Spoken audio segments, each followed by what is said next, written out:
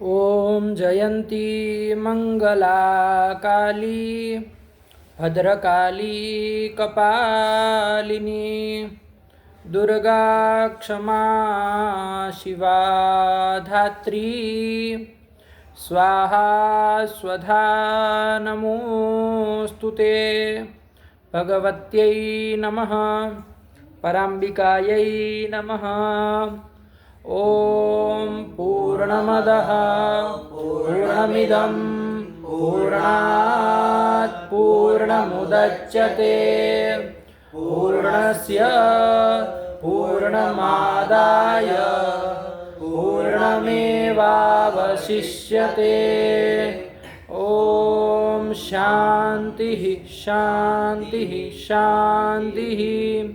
शङ्करं शङ्कराचार्यं केशवं बादरायणं सूत्रभाष्यकृतौ वन्दे भगवन्तौ पुनः पुनः।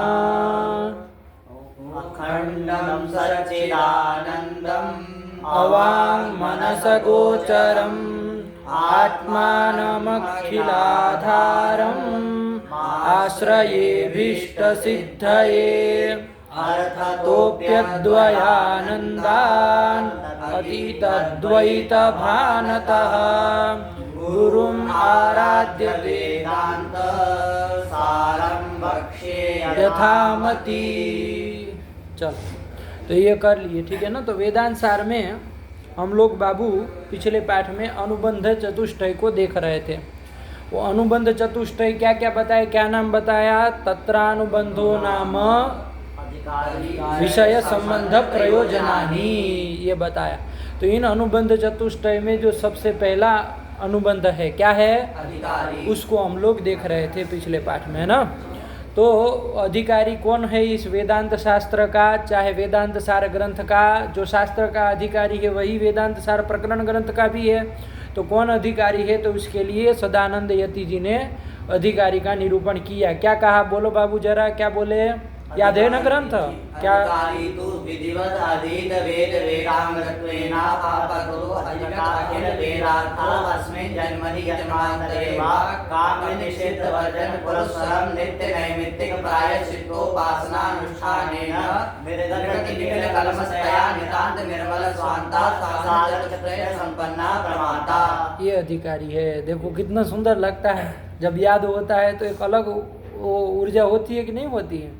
बोलने का एक आत्मविश्वास होता है कि नहीं? चाहे कोई किधर भी जाए, अपने को याद है तो सटीक निकलता है। कितना अच्छा लगता है, सुनने वाले को भी बड़ा लगता है कि वाह।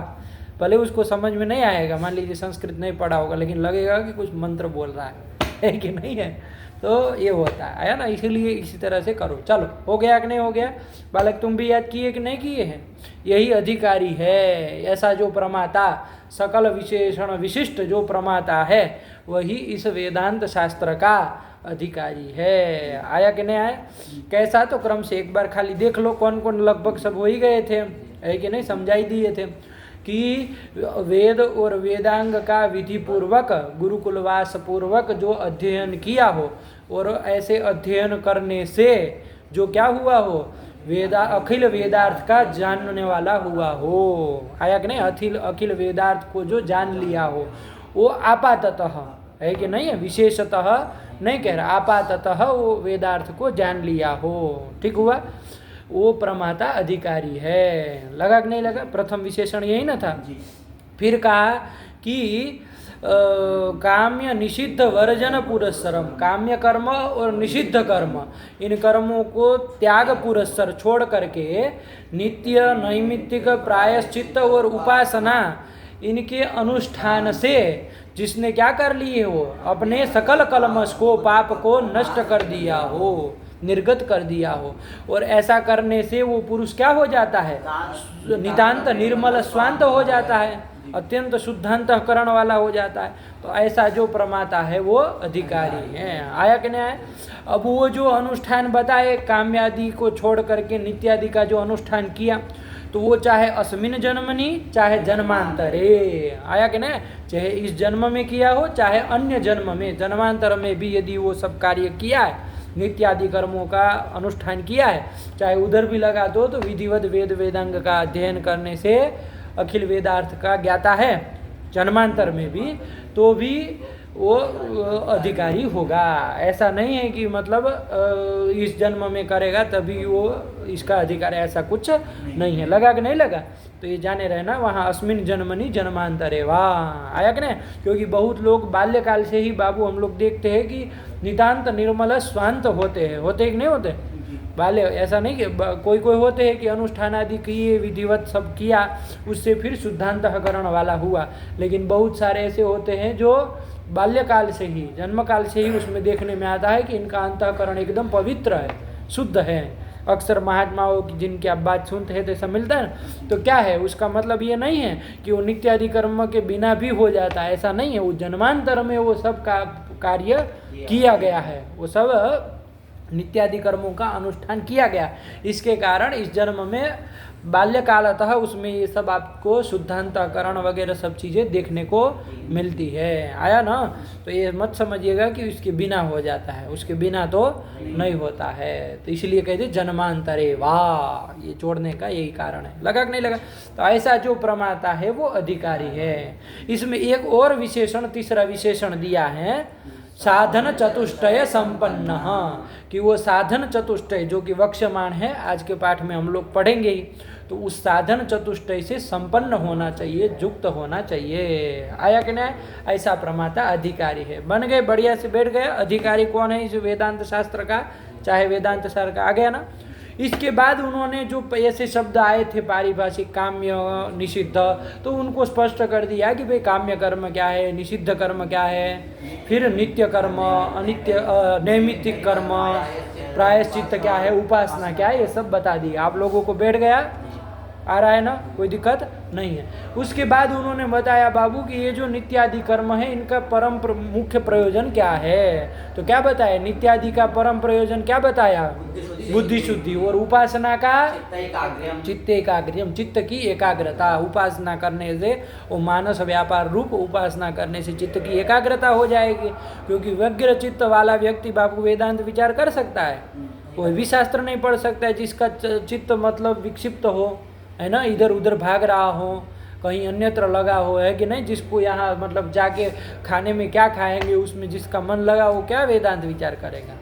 जिसका मन कहीं अन्य किसी काम में लगा हो कि जाके अभी मूवी देखने जाना है थिएटर में, मोबाइल में फलाना शो देखना है, वो देखना है, इस तरह का जिसका व्यग्र चित्त होगा वो व्यक्ति ये कर पाएगा? नहीं कर पाएगा। वेदांत विचार कर पाएगा? तो वो अधिकारी नहीं होगा। तो उपासना के द्वारा जब चित्त एकाग्र होगा तभी ना वो कर पाएगा। तो चलो, तो जाने रहो, उपासना का मुख्य फल बताया चित्त एकाग्र, और इनका अवान्तर फल भी है कि नहीं। ये तो मुख्य प्रयोजन बताया, नित्यादि का मुख्य प्रयोजन और उपासना का मुख्य प्रयोजन बताया। इन नित्यादियों का अवान्तर फल भी है। क्या अवान्तर फल बताया? और सत्यलोक की प्राप्ति। आया कि नहीं आया? किसके द्वारा किसकी होती है? तो श्रुति प्रमाण भी दे दिए, कर्मणा पितृलोक विद्यया देवलोक। कर्म के द्वारा नित्य नैमित्तिक और प्रायश्चित, इन कर्मों के द्वारा किस लोक की? पितृलोक की प्राप्ति होती है, और विद्या मतलब उपासना के द्वारा देवलोक की प्राप्ति होती है। देवलोक जो स्वर्ग से लेके ब्रह्मलोक पर्यंत जिन लोगों का वर्णन मिलता है वो सब देवलोक है, तो उनकी प्राप्ति होती है। ठीक हुआ कि नहीं हुआ? ये श्रुति प्रमाण भी इन्होंने सदानंद यति जी ने दे दिया। तो अब वहाँ के सब कौन कर्म क्या है ये विवेक हो गया कि नहीं हो गया? इसी बात को बताने के लिए ये ग्रंथ था। अब वहाँ पर अधिकारी का जब विचार कर रहे थे, एक बात बताई थी कि साधन चतुष्टय संपन्न, प्रमाता का ये भी विशेषण था। अब प्रश्न होगा कि भैया वो साधन चतुष्टय है क्या? वो साधन चतुष्टय क्या है? वो साधन चतुष्टय, ठीक है ना, जिससे संपन्न होना चाहिए। तो अब उस साधन चतुष्टय को बताने जा रहे हैं। यहीं से चलना है? आ गया है बढ़िया से? चलो आगे चलो, क्या आया क्रम से, चलो बाबा। साधनानि नित्या नित्य वस्तु विवेके प्रार्थ फल भोग विराग समाधि सत्व संपत्ति मोक्ष। ये चारों को ही साधन चतुष्टय साधन कहते हैं। चार है इसलिए चतुष्टय, साधन चतुष्टय। तो ये साधन है। क्या है? साधन है। आया कि नहीं आया? वेदांत विचार करने में क्या है? ये साधन है।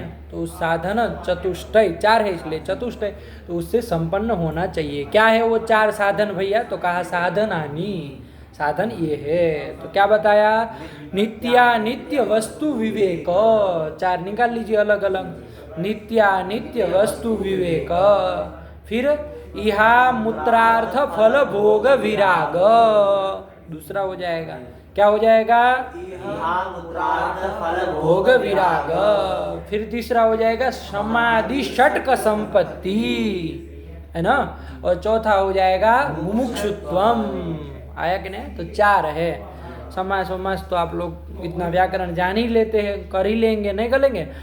नित्यानित्य वस्तु विवेकश्च, इहा मूत्रार्थ फल भोग विरागश्च, समाधि षटक संपत्तिश्च, मुमुक्षुत्वम च, है ना। इन चारों का जब कर देंगे द्वंद्व तो बन जाएगा मुमुक्षुत्वानि, पूरा हो जाएगा ना एक पद। क्या बन जाएगा? नित्यानित्य वस्तु विवेके हा मूत्रार्थ फल भोग विराग समाधि षटक संपत्ति मुमुक्षुत्वानि, ये 4 साधनानि, इन्हीं को साधन कहते हैं। ठीक हुआ? लगा? अभी एक एक को समझना है। सबसे पहला क्या बोले थे? नित्यानित्य वस्तु विवेक। तो नाम से ही इसको जान लीजिए पहले, फिर ग्रंथकार की पंक्ति भी समझी जाए। नित्य और अनित्य वस्तु का विवेक है कि नहीं है? नित्य और अनित्य वस्तु का विवेक, विवेचन, यही नित्यानित्य वस्तु विवेक है ना। कि ये पदार्थ नित्य है, ये पदार्थ अनित्य है, इस तरह का विवेचन, विवेक जो है ना, वही क्या है बाबू? वस्तु विवेक प्रथम साधन है। आया कि नहीं? क्या है नित्य वस्तु भैया? क्या है अनित्य वस्तु? तो बता रहे हैं, पढ़ो क्या कह रहे हैं। नित्यानित्य वस्तु विवेकस्तावत् ब्रह्मैव नित्यम, ब्रह्मैव नित्यम वस्तु, कि ब्रह्म जो परम तत्व है वही नित्य वस्तु है। ततो अन्यद अखिलम अनित्यम, उससे अन्य जितनी भी इस संसार में चीजें दिखाई दे रही है, जो भी है वो सब क्या है? अनित्य है। आया कि नहीं? ब्रह्मैव नित्यम वस्तु, यही नित्य वस्तु है ना। ततो अन्यद अखिलम, उससे भिन्न जितना भी है सकल संसार, वो सारा का सारा क्या है? अनित्य है। ये जो विवेचन है इसी को कहते हैं नित्यानित्य वस्तु विवेक। आया कि नहीं? तो इसको खाली बोलने से काम नहीं चल जाएगा बाबू, आपको विचार करना है, विवेचन करना है। खाली बोलना, वाणी से बोलना सरल है इसको। आया कि नहीं? कि ब्रह्म नित्य है, संसार ब्रह्म सत्यम जगन मिथ्या, बोलना कितना सरल है कि ब्रह्म सत्य है, जगत तो मिथ्या है, अनित्य है। बोलने में बहुत सरल है, लेकिन उसको विवेक करना है, विवेचनम कह रहे, खाली वदनम नहीं कह रहे कि बोल दो तो वो नित्यानित्य वस्तु विवेक नहीं हो जाएगा। भाषणबाजी करने के लिए नहीं कह रहे, उसका विवेचन करना है, आपको मन से विचार करना है कि ये वस्तु तो देखो, कहने के लिए तो हम बोल दिए ब्रह्म सत्यम जगन मिथ्या, है कि नहीं है, लेकिन जीवन आचरण में होता है क्या? वाणी का ही विषय खाली बना के रख देते हैं, वरना तो हमारा पूरा काम देखते हैं सुबह से शाम तक शरीर केंद्रित होता है कि नहीं होता है। जैसे ये शरीर ही मतलब इसी के मतलब यही है मुख्य, दिन भर सुबह से उठ के शाम तक उसी की व्यवस्था में लगे रहते हैं। अपने से विचार करो, करते कि नहीं करते? सुबह उठते आज नाश्ते में क्या खाएंगे, किसका काम है? शरीर के लिए व्यवस्था। ओ अरे आज कपड़े खरीदने जाना है, ये करना है, किसके लिए? शरीर के लिए, है कि नहीं है? जूता लेना, वो लेना, फलाना ठिकाना, वो चीज़ चाहिए, फलानी सुविधा चाहिए, किसके लिए? तो कहने के लिए तो हम कह दें कि सब कलम अनित्यम, है कि नहीं, लेकिन हमारा पूरा जोर तो अनित्य वस्तु के प्रति ही रहता है कि नहीं रहता है? मानते नहीं हैं हम, मन से नहीं मानते, लगता है कि यही सब है। अरे हमको अगले साल शादी में जाना है, उनकी फलाने की ठिकाने की है, तो तैयारी करनी, ये करना, वो कपड़ा, मान के चलते हैं कि चलेगा ही, नित्य ही है, ये मन में मान करके ही न चलते हैं। अब कल का पता है नहीं उसको कि कल लुढ़क जाएंगे, क्या करोगे वो कपड़ा लेके? होने वाला है कुछ? तो कहने के लिए, कहने में बाबू बहुत सरल है, लेकिन हमारे जीवन में हम लोग मतलब इतना जल्दी स्वीकार नहीं करते हैं, है कि नहीं? हम बोल तो दे कि हाँ ब्रह्म ही नित्य है, सकल संसार अनित्य है, लेकिन ऐसा खाली बोलने से काम चलेगा नहीं, इसका विवेचन करना पड़ेगा, बार बार विचार करना पड़ेगा मन से, है कि नहीं है? क्या करना पड़ेगा? विचार करना पड़ेगा। तो यही नित्यानित्य वस्तु विवेक आया कि नहीं? ब्रह्म का विचार करेंगे तो पहले हम लोग ब्रह्म को जानेंगे तो ब्रह्म क्या है। हाँ, तो वो तो उसी को बताएंगे ना, बताएंगे। वेदांत पढ़ना है ना तो जानेंगे उसको कि क्या है, क्या पदार्थ है। आया कि नहीं? लेकिन वो जो परम तत्व जिसका यहाँ पर विचार करने वाले हैं, वो परम तत्व जो ब्रह्म है वही क्या है? नित्य है। इससे इसके अलावा सारा का सारा जगत जो है वो क्या है? अनित्य है। ठीक हुआ? यही नित्यानित्य वस्तु विवेक समझ में आया कि नहीं आया? हाँ, तो वही कह रहे। पढ़ो क्या कह रहे हैं? नित्यानित्य वस्तु विवेकस्तावत् ब्रह्मैव नित्यं वस्तु ततो अन्यद अखिलम अनित्यम इति विवेचनम। ऐसा जो विवेचन है, विवेक करना है ना, बार बार करना पड़ेगा। एक बार कह देने से नहीं चलेगा कि अभी पाठ में बैठे तो कर लिए।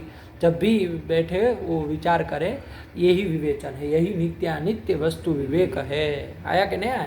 कि भाई जो भी ये शरीर वरीर को देख रहे हैं, कभी में ये ऐसा विचार भी आता है जब आप मणिकर्णिका के बैठिए, किसी को जलाया जा रहा हो, तब आपको ये आता है कि अरे भैया ये हम लोग सब कर तो रहे इसके लिए, लेकिन इसको रहना तो है नहीं, बाद में जाके तो यहीं पर आना है, फूंक देंगे लोग मिल करके सब। जिसके रिष्ट पुष्ट करने के लिए, जिसके अच्छे मतलब अच्छा ग्लो आए, उसी के लिए रात दिन भर मतलब मेहनत करते, वो जूस पिए, फलाना जूस पिए, लास्ट में जाके वहीं पर पहुंचना है। आया कि नहीं है? सब लोग मिल के जला देंगे, एक रात घर पे रखेंगे। तो वहाँ पर बैठते हैं तो ऐसा विचार आता है कि नहीं आता? थोड़ी देर के लिए ये सब तो हमारा भी यही हश्र होने वाला है, मतलब शरीर का, इस शरीर का भी यही होने वाला। तो थोड़ी देर के लिए आता है, तो थोड़ी देर खाली करने से नहीं ना काम चलेगा, फिर घर जाएंगे तो भूल जाएंगे, ऐसे नहीं चलेगा।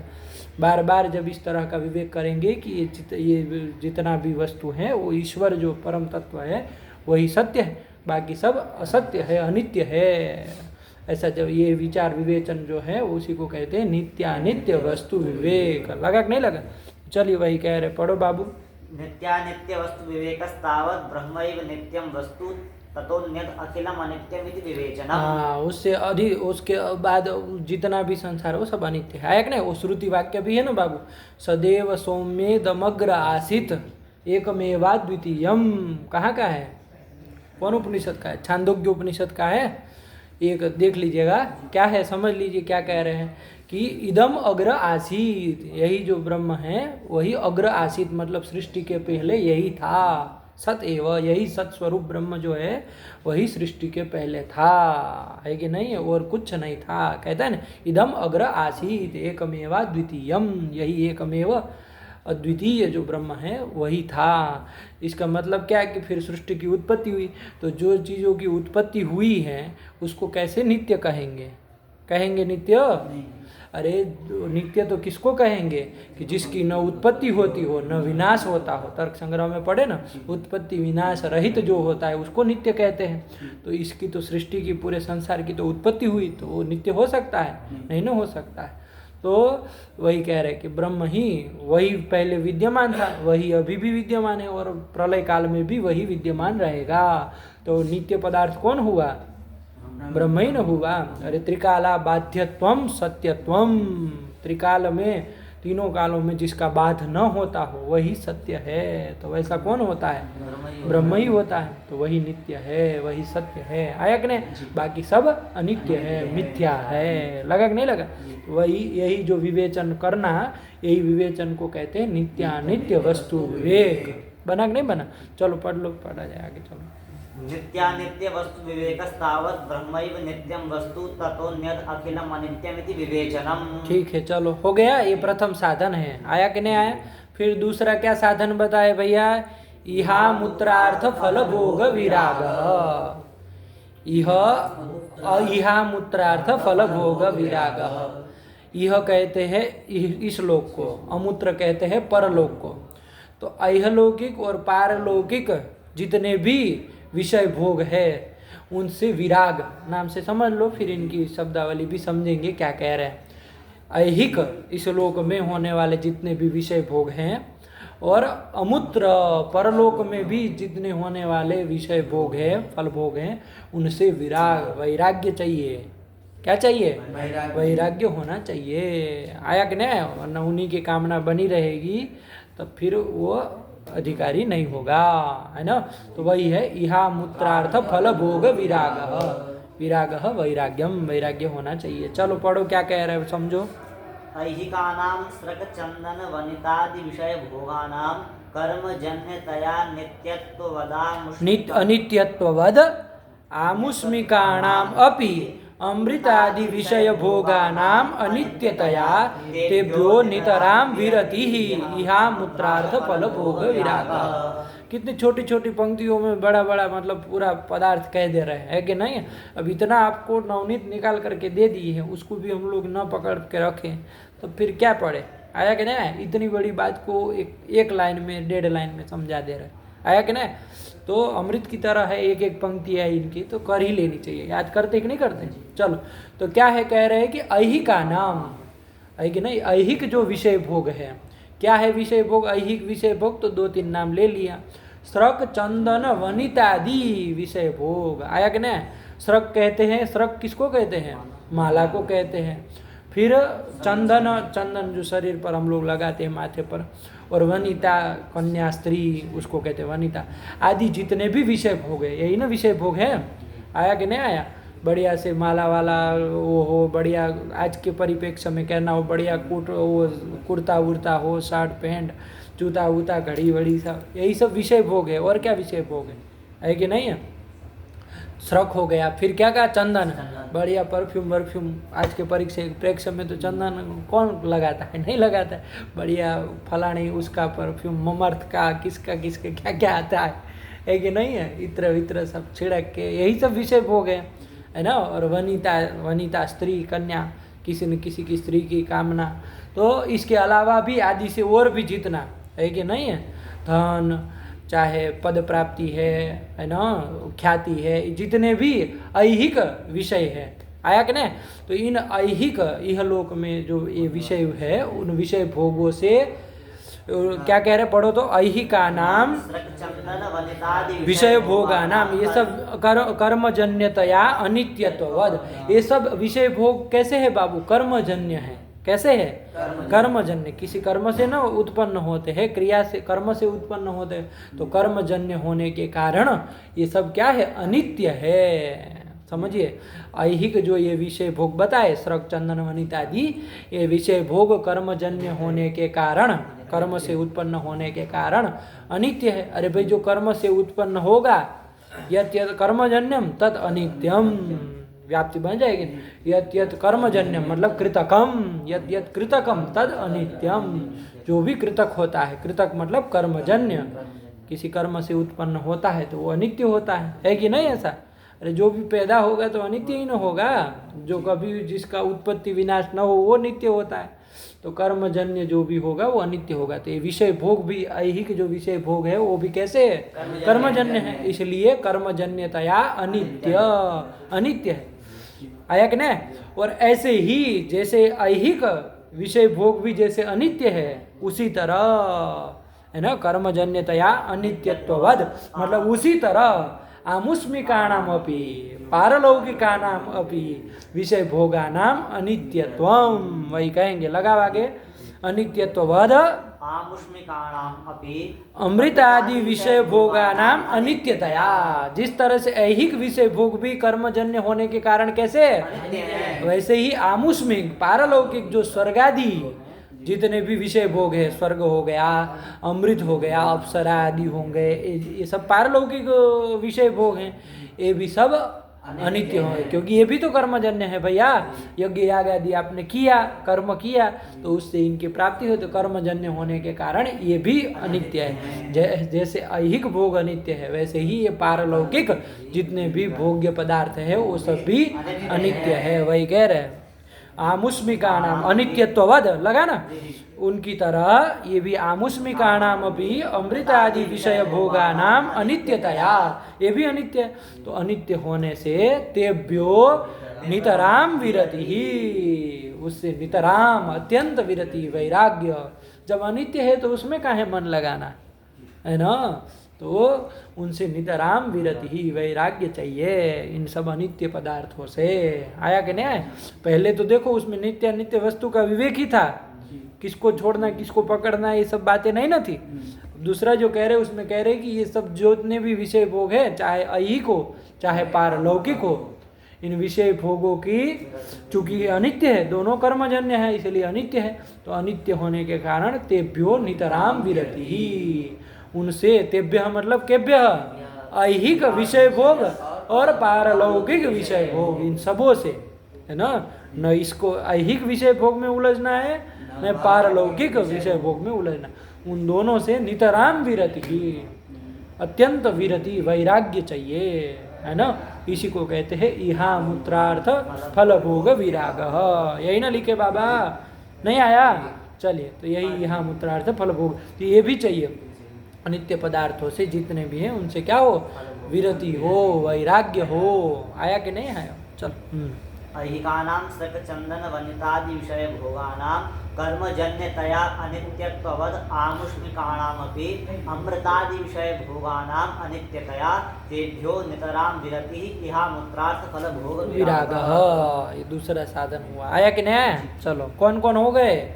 नित्य वस्तु विवेक और यहाँ मूत्रार्थ फल भोग विराग, ये होना चाहिए। चलो फिर तीसरा क्या बोले थे उसमें? षट्क संपत्ति, समाधि 6 बताएंगे, उनकी संपत्ति मतलब वो होना, उसकी प्राप्ति वो होने चाहिए। आया कि नहीं? समाधि षट्क संपत्ति। अब समाधि 6 कौन है भैया, है कि नहीं है, किसका क्या स्वरूप है, तो ये सब बताएंगे। समाधि में पहला तो समय ही है, तो उसी को बता रहे हैं, आदि से और 5 को भी बताएंगे। उसकी उससे युक्त होना चाहिए, समाधि षट्क संपत्ति होनी चाहिए। आया कि नहीं आया? लाखों रुपया नहीं होगा तो चलेगा, वो संपत्ति धन संपत्ति नहीं होगी चलेगी वेदांत सार के लिए, वेदांत विचार के लिए, लेकिन समाधि षट्क संपत्ति चाहिए। आया कि नहीं? चलो वही कह रहे, पढ़ो। अब समाधि 6 है कौन, तो उसी को पहले बता दे रहे, क्या कहे? समादयस्तु शमदमोपरति तितिक्षा समाधान श्रद्धाख्या। ये 6 इसमें बताए क्या क्या है, अलग अलग निकाल लो बाबू। पहला है शम, फिर दम, फिर उपरति, फिर तितिक्षा, समाधान और श्रद्धा। ये क्या है? समाधि 6 है, षट्क है 6 है। समादयस्तु कौन कौन, अलग अलग करके बोलो तो जरा बालक। समाधान और श्रद्धा, ऐसे ही ना है, यही क्रम से याद भी रखना, इधर उधर नहीं करना है ना, जैसे लिखे छोटे में सब लिख दिए तो उसको वैसे ही करना। तो ये समाधि 6 है, इनकी संपत्ति होनी चाहिए। आया कि नहीं? अब बताइए पहले शम क्या है, दम क्या है, उपरति क्या है, समाधान क्या है, श्रद्धा क्या, बताना पड़ेगा। तो अब क्रम से बता रहे, शम क्या है, पढ़ो। समस्तावत, कि सम भैया ये है, क्या है? श्रवणादि व्यतिरिक्त विषयेभ्यो मनसो निग्रह। मनसो निग्रह, मन का निग्रह करना, मन को हटाना। आया कि नहीं? कहाँ से हटाना भैया? मन का निग्रह करना, यही शम है, मन का निग्रह करना, मन को रोकना, हटाना, यही क्या है? निग्रह, शम है। आया कि नहीं? अब कहाँ से हटाना, तो उसके लिए बताया, क्या बताया? श्रवणादि व्यतिरिक्त विषयेभ्य। देखो बाबू, श्रवण मनन और निधिध्यासन, ये तो वेदांत विचार करने के लिए साधन होते हैं, वेदांत विचार वेदांत ज्ञान के साधन है। श्रवण मनन निधिध्यासन करेगा तब न जाके वेदांत ज्ञान होगा, तो उससे मन को नहीं हटाना है ना, उससे व्यतिरिक्त मतलब अतिरिक्त, वो श्रवण मनन और निधिध्यासन से अतिरिक्त जितना भी सांसारिक विषय है उन सब विषयों से मन को हटाना, मन का निग्रह करना, यही सम है। लगा कि नहीं लगा? उल्टा नहीं कर देना। पता चला कि श्रवण आदि अक्सर लोगों का आजकल यही हाल है ना, विषय भोगों से तो मन का निग्रह करेंगे नहीं, बढ़िया लगाएंगे, जम के लगाएंगे, पूरे दिन उसी में मन को लगाए रखेंगे।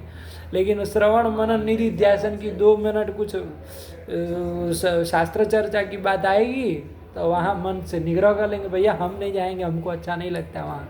नहीं तो बहुत लोग, अरे हमको कथा वथा सुनना अच्छा नहीं लगता है कि नहीं है, तो ये क्या कर लिए? मन का निग्रह कर लिए।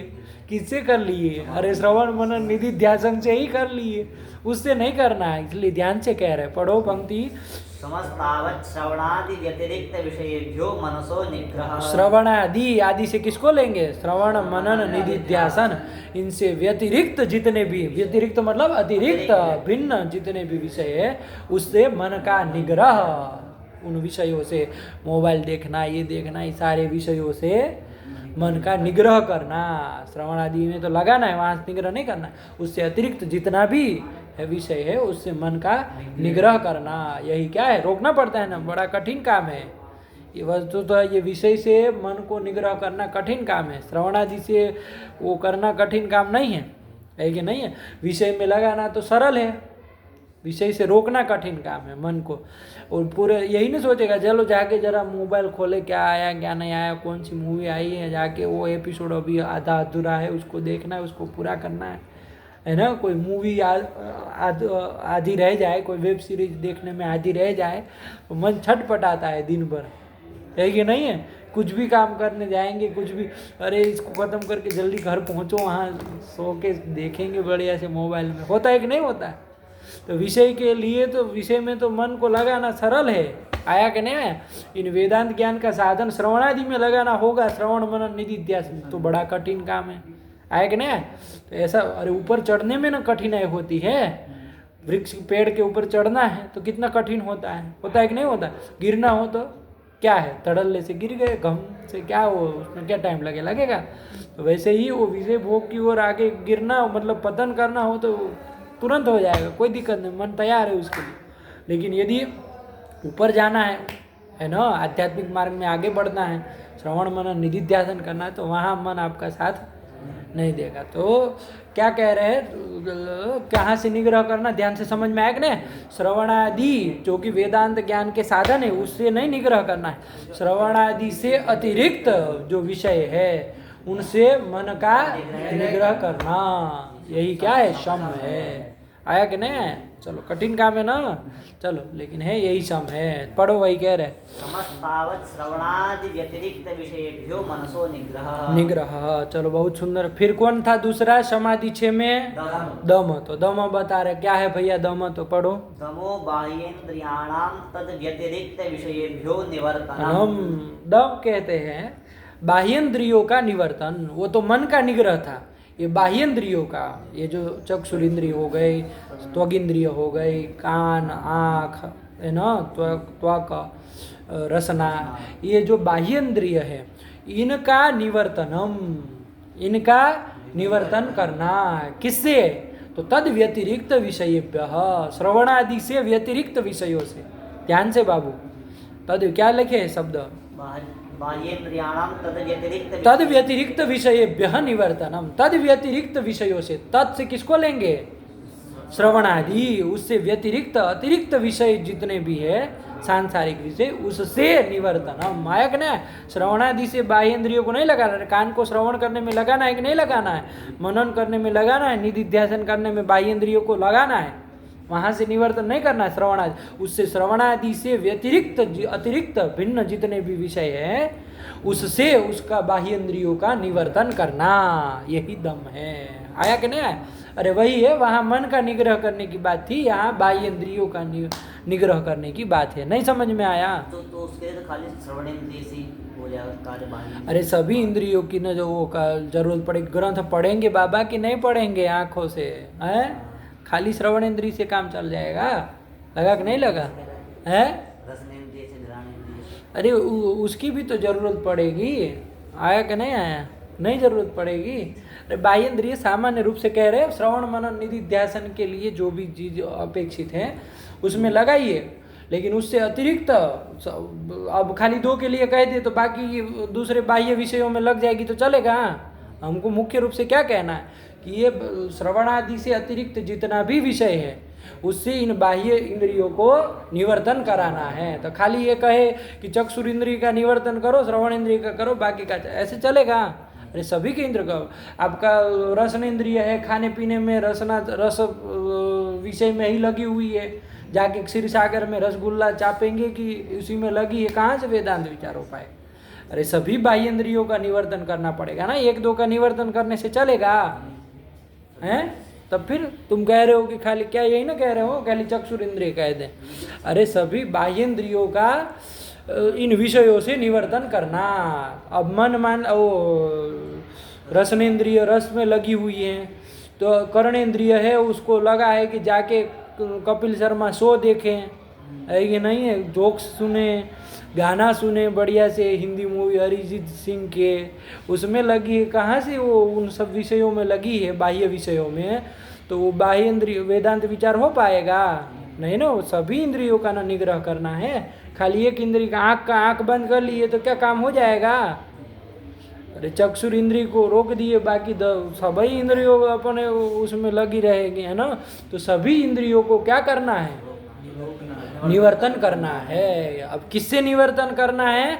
तो श्रवण आदि से अतिरिक्त जो विषय है उससे निवर्तन करना है, श्रवण आदि से निवर्तन नहीं करना है। आया कि नहीं? वही लिखे, उसी को कहते दम। बना कि नहीं बना? चलो वही कह रहे, पढ़ो। दमो बाह्येन्द्रियाणां तद व्यतिरिक्त विषयेभ्यो निवर्तनम। हाँ, क्योंकि बाह्येन्द्रियों का बाबू स्वभाव होता है बहिर्मुख होती है हमेशा। देखो ना, होता है कि नहीं होता है? कान है तो वो अपना शब्द सुनने के लिए आतुर रहते हैं। आया कि नहीं? वो शब्द किसी प्रकार का रहे, गाना हो, ये हो, लगा रहता है कि नहीं लगा रहता है? उसको मन है। चक्षुर इंद्रिय है, उसको अच्छी अच्छी चीज़ें देखने का मन है ना, जैसे आँखों को ठंडक मिले, मतलब रूप को देखने में और भी चीज़ों में, अपनी प्रिय व्यक्ति वस्तु को देखने में, तो उसमें रूप आदि विषयों में वो क्या रहती है? रत रहती है कि नहीं रहती? स्वाभाविक रूप से बाह्य इंद्रियों का क्या स्वभाव रहता है? बहिर्मुख होती रहती कि नहीं रहती? तो उससे निवर्तन का। अरे वहाँ पर उसे उपनिषद, कठोपनिषद में कहा भी ना, परांची खानी व्यतृणत। क्या कहा? परांची खानी व्यतृणत। क्या है? याद नहीं है? कठोपनिषद क्या है? परांची खानी व्यतृणत, कि ब्रह्मा ने, विधाता ने ये जो इंद्रिया है वो परांची खानी व्यतृणत, मतलब बहिर्मुख उसको बनाया है ना, बाहर जाने वाली बहिर्मुख इसको बनाया है। आया कि नहीं आया? तो ये कहाँ जाती है? परांग पश्यति। आगे कहा कि इसलिए ये सब इंद्रिया जो है परांग पश्यति, बाह्य विषयों को ही देखती रहती है, मतलब उसी में लगी रहती है। न आत्मन, मतलब आत्मा को अंतरात्मन न पश्यति, इस तरह का है। देख लीजिएगा मंत्र, बढ़िया है। परांची खानी व्यतृणत, क्या कहे? याद नहीं किसी को? यही है, देख लीजिएगा, वहाँ का जाके देख लेंगे ना, आ जाएगा समझ। बात यही है कि ब्रह्म विधाता ने इसको कैसा बनाया? परांची खानी, है ना, बाह्य विषय, बहिर्मुख बाह्य विषयों में लगी रहने वाली बनाया। तो हमेशा ये परांग पश्यति, न अंतरात्मन, अंतरात्मा को वो नहीं देखती है, उसका स्वभाव नहीं है देखने का। तो उसको लगाना पड़ेगा, स्वभाव तो नहीं है, लेकिन आपको उसको वहाँ से बाह्य विषयों से हटाना है। इसी को दम कहते हैं। आया कि नहीं? वही कहे, लगा कि नहीं लगा? चलो, दमो बाह्येन्द्रियाणाम तद व्यतिरिक्त विषयेभ्यो निवर्तनम। आया कि नहीं? हाँ, यही है। परांची खानी व्यतृणत स्वयंभू, स्वयंभू का परांची खानी व्यतृणत स्वयंभू, परांग पश्यति नान्तरात्मन। देख लीजिएगा, पूरा आ जाएगा मंत्र समझ में। भाव तो समझ में आ गया कि नहीं आ गया? तो ऐसी है। तो चलो, तो बाह्य इंद्रियों का उन अन्य विषयों से, अन्य मतलब किससे? अन्य श्रवण आदि से, अन्य विषयों से निवर्तन कराना, यही दम है। चलो, कौन कौन देख लिए? समाधि 6 में दम देख लिए। फिर कौन आया? उपरति। उपरति कह रहे। चलो भैया, उपरति क्या है? निवर्तितानाम एतेषाम विषयेभ्यः उपरमणम उपरति। निवर्तितानाम एतेषाम, ये जो निवर्तित किए गए बाह्य विषयों से, किसको किसको? बाह्य इंद्रिय को और मन को बाह्य विषयों से निवर्तित कर दिया। तो वो निवर्तितानाम एतेषाम तद व्यतिरिक्त विषयेभ्यः उपरमणम, ये श्रवण आदि से अतिरिक्त विषय से उपरमण कराना, यही उपरति है। आया कि नहीं? अब आप कहेंगे क्या अंतर हो रहा है यहाँ पर? वैसे ही लग रहा है, समदम का मिला जुला लग रहा है कि नहीं लग रहा? ध्यान से समझिए। क्या कह रहे हैं कि ये जो निवृत्त आपने कर दी है, एक बार मान लीजिए आपने हटा लिए, अब उसको बनाए भी तो रखना है। एक बार कर लिए, उतने से समदम हो गया। मान लीजिए मन को आपने बाह्य विषय से एक बार हटा लिया, बाह्य इंद्रियों को एक बार हटा लिया, है कि नहीं है? तो इतने मात्र से हो जाएगा, तो खाली समदम से काम चलेगा नहीं। कहने के लिए सम हो गया, दम हो गया, लेकिन उपरति भी होनी चाहिए। मतलब ये जो निवृत्त आपने उसको किया, कहाँ से? बाह्य विषयों से।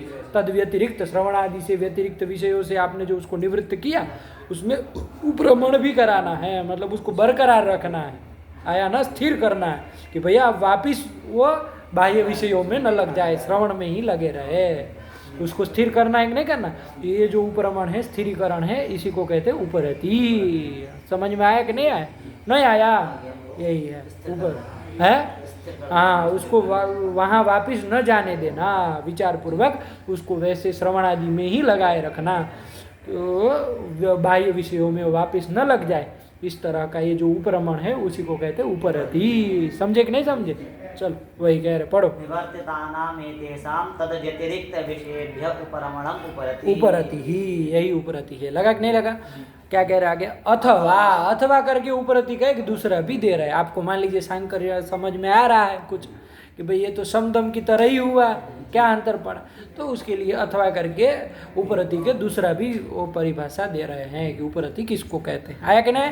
लेकिन अंतर करके रखिएगा, कोई वैसी बात नहीं है। अंतर हो जाएगा ना कि जो निवृत्त आपने कर दिए, ठीक है, समदम हो गया मन का और इसका आपने निवर्तन कर दिया, तो इनको अब उपरमण बनाए भी तो रखना है विचार पूर्वक कि वापिस बाह्य विषयों में, श्रवणादि व्यतिरिक्त विषयों में न लग जाए, श्रवणादि में ही लगे रहे।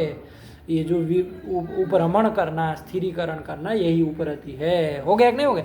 ये तो प्रथम दे दी, अथवा करके दूसरा भी दे रहे। उपरति क्या है, पढ़ो। अथवा विहितानां कर्मणां विधिना परित्याग। हाँ, अथवा तो इसको उपरति कहिए। क्या अथवा करके बोले? विहितानां कर्मणां विधिना परित्याग। विहित जो कर्म है ना, नित्य नैमित्तिक प्रायश्चित्त उपासना, ये जो विहित कर्म है ना, उन विहितानाम कर्मणाम विधिना परित्याग, विधि पूर्वक परित्याग करना। आया कि नहीं? यही उपरति है।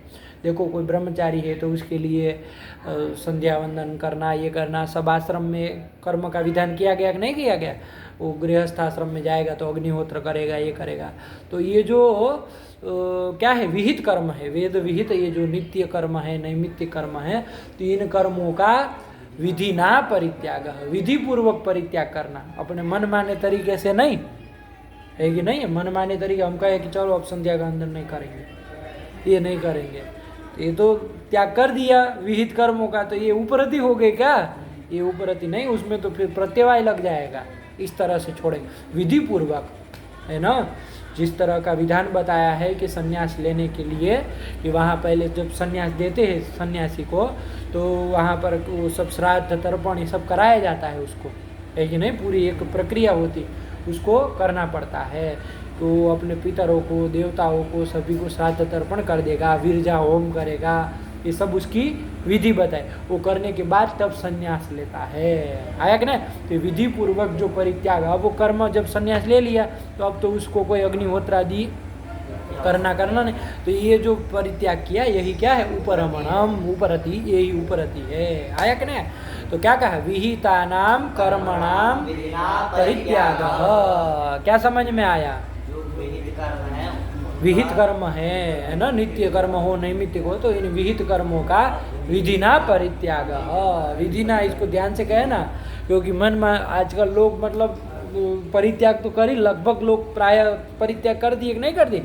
ये नहीं कह रहे कि सभी लोग कर दिए, लेकिन प्रायः लोग कर दिए कि नहीं कर दिए। तो वो उपरति हो गए क्या उनको? है अब ये उपरति नहीं हुई, इसमें तो प्रत्यवाय लगेगा। क्या लगेगा? प्रत्यवाय लगेगा। वहाँ तो डंडा पड़ेगा फिर यम का। आया कि नहीं? वहाँ उपरति नहीं हुई, वहाँ तो पाप का काम किए। तो विधि पूर्वक जब परित्याग करता है तब उसको कहते हैं उपरति कहते हैं। आया? अरे वहाँ का ना, संन्यास्य श्रवणम कुर्यात्, संन्यास लेकर के क्या करे? श्रवण करे। जो आपका सन्यासी है वो सन्यास लेकर के श्रवण करे, श्रवण मनन निधिध्यासन आदि वेदांत का नित्य श्रवण करे।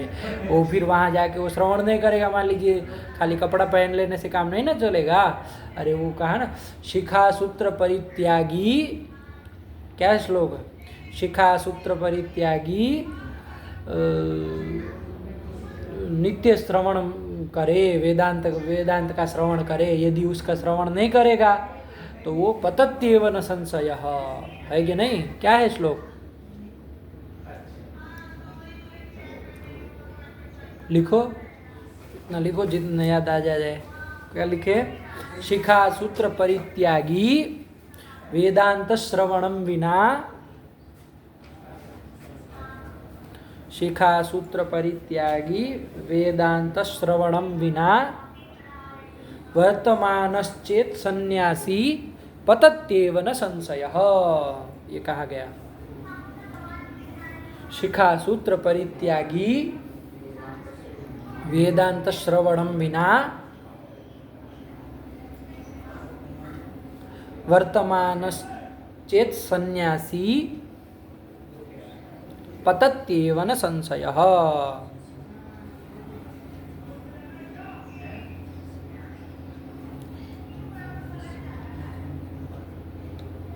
आया कि नहीं? क्या बोले? श्लोक बोलो। इतना क्या टाइम लगा रहे अनुष्टुप श्लोक लिखने? शिखा सूत्र परित्यागी वेदांत श्रवणम विना वर्तमान सन्यासी पतत्येव न संशयः। ये नहीं कि खाली बस वो सब कर लिया, गेरुआ पहन लिया तो हो गया काम, अब कोई वो नहीं, ऐसा नहीं चलेगा। शिखा सूत्र परित्यागी, शिखा और सूत्र का, सूत्र कहते हैं उपनयन को, शिखा और शिखा मुड़वा लिए, उपनयन निकाल दिए, है ना, ये सब होता है, प्रक्रिया से होता है। लेकिन उतना निकाल देने पर यदि वो वेदांत श्रवण नहीं करेगा, वेदांत शास्त्र का नित्य प्रतिदिन श्रवण नहीं करेगा, विचार नहीं करेगा, तो ऐसा जो वर्तमान सन्यासी, ऐसे रहने वाला जो सन्यासी है, पतत्येव न संशय, वो पतन उसका होगा ही होगा, उसमें कोई संशय नहीं है। आया कि नहीं आया?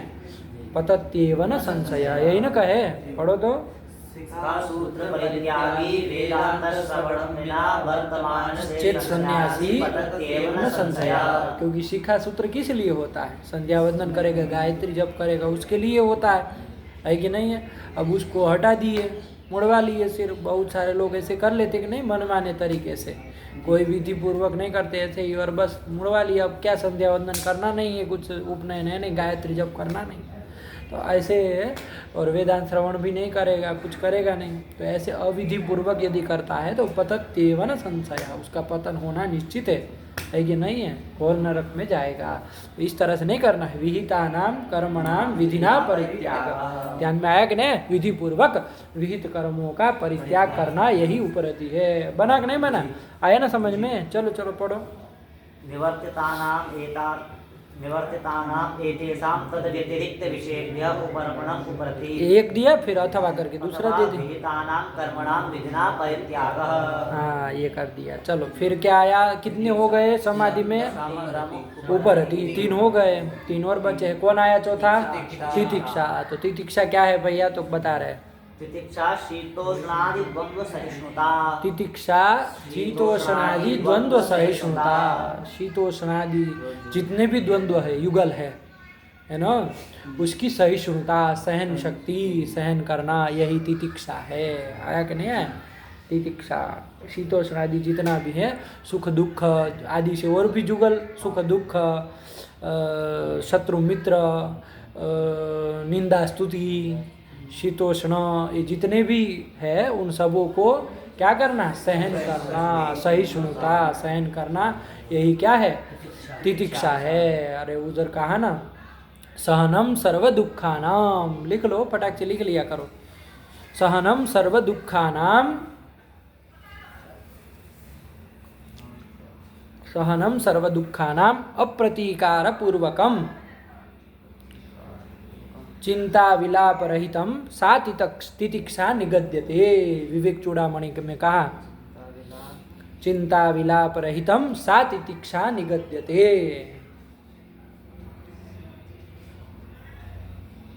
कहाँ का है ये?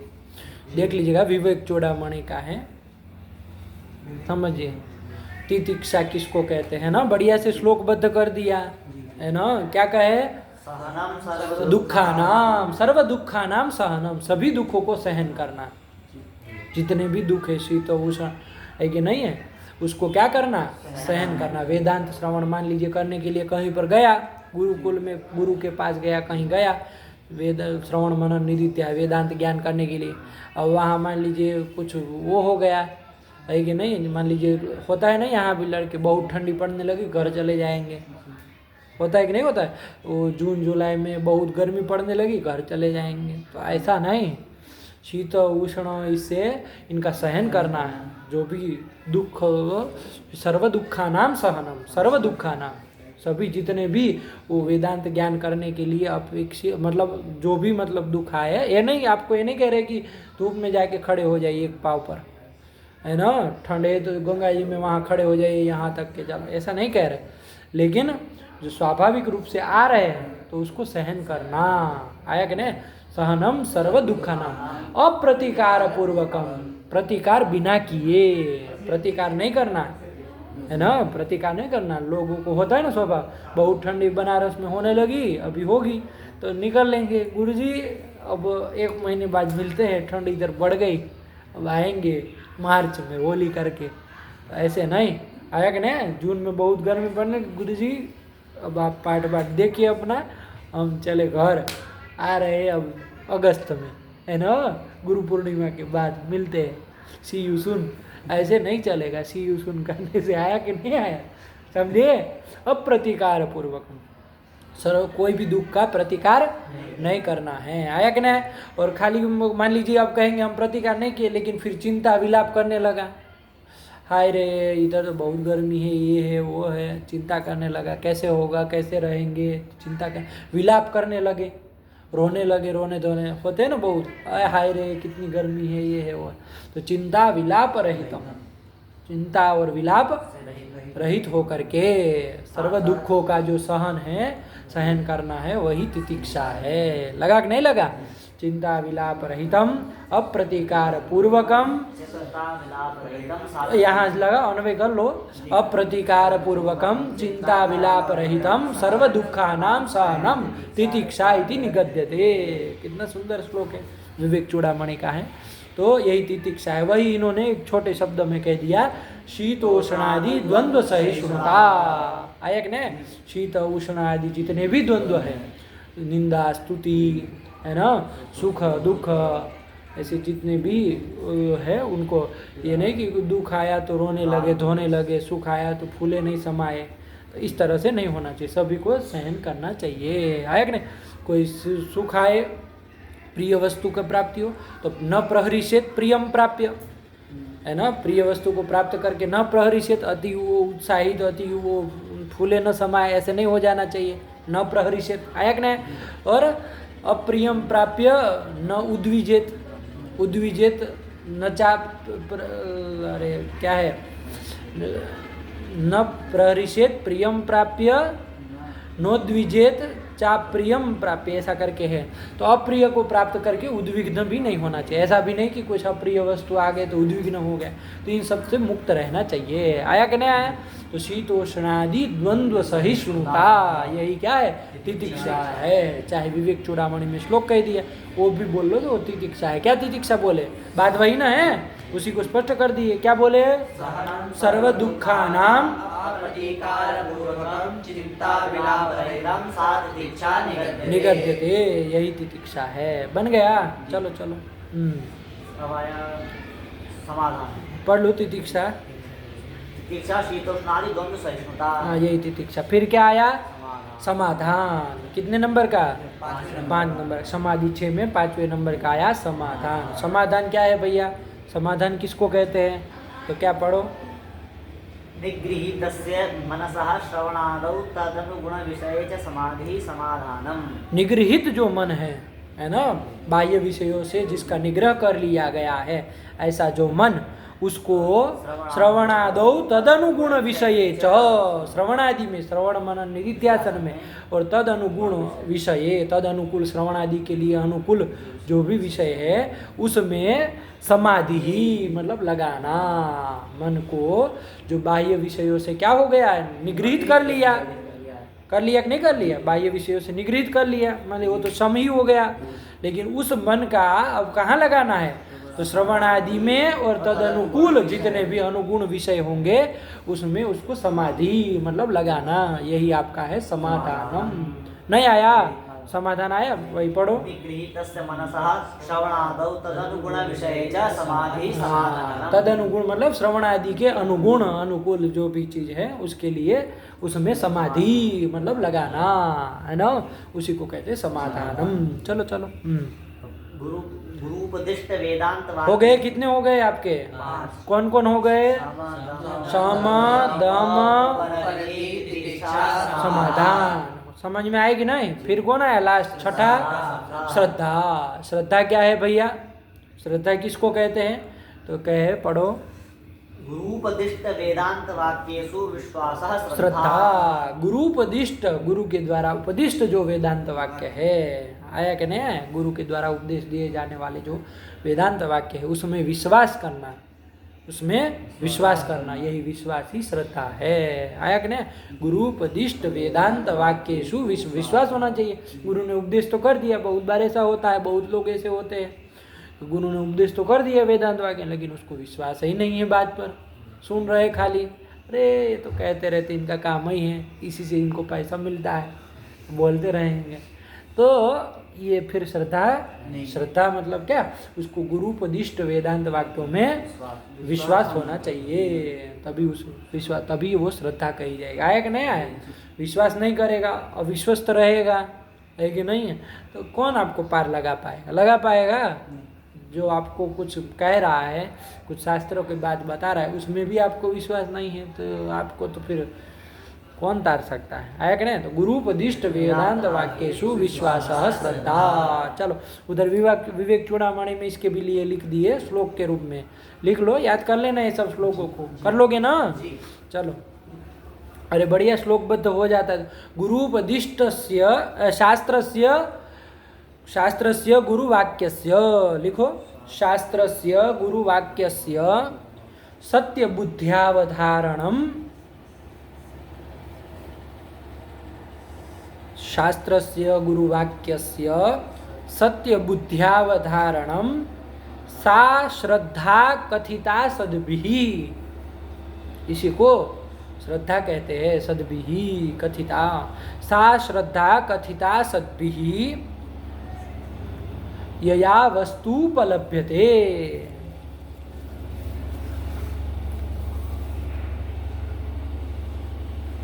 बोलो क्या बोले?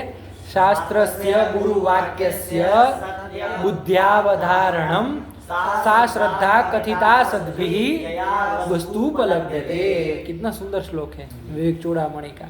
श्रद्धा किसको कहते हैं, है ना? तो शास्त्रस्य गुरुवाक्यस्य सत्य बुद्ध्यावधारणम्, शास्त्र जो गुरुवाक्य है और शास्त्र है उसका सत्य बुद्ध्यावधारणम्, सत्य बुद्धि से अवधारण करना, मतलब ये सत्य कह रहा है, ये सत्य है, शास्त्र जो कह रहा है वो सत्य है, गुरु जो वाक्य शास्त्र उपदिष्ट कर रहे हैं वो सत्य है, ये सत्य बुद्धि के द्वारा अवधारण करना, ग्रहण करना, सा श्रद्धा, यही श्रद्धा है। आया कि नहीं? उसको सत्य मान करके उसका ग्रहण करना, ठीक है ना? गुरु वाक्य को और शास्त्र को।